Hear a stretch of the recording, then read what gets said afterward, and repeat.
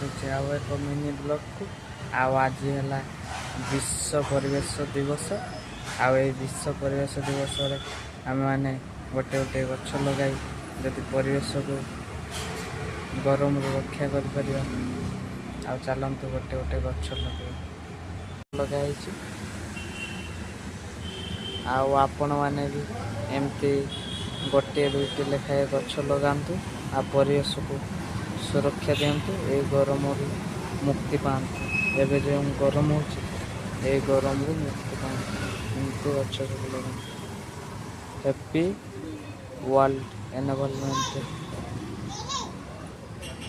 ଡେକୁ ମୁଁ ଏଇଠି ଶେଷ କରୁଛି। ମୋ ଚ୍ୟାନେଲକୁ ଯଦି ନୂଆ ଆସିଥିବେ ତାହେଲେ ଲାଇକ୍ କମେଣ୍ଟ ସେୟାର ନିଶ୍ଚୟ କରିଦେବେ ଆଉ ସବସ୍କ୍ରାଇବ୍ ନିଶ୍ଚୟ କରିଦେବେ। କାହିଁକି ମୁଁ ଏମିତି ନୂଆ ନୂଆ ଭିଡ଼ିଓ ଥିଲା ଆପଣ ଦେଖିପାରିବେ। ଭିଡ଼ିଓଟି ଜୟ ଜଗନ୍ନାଥ।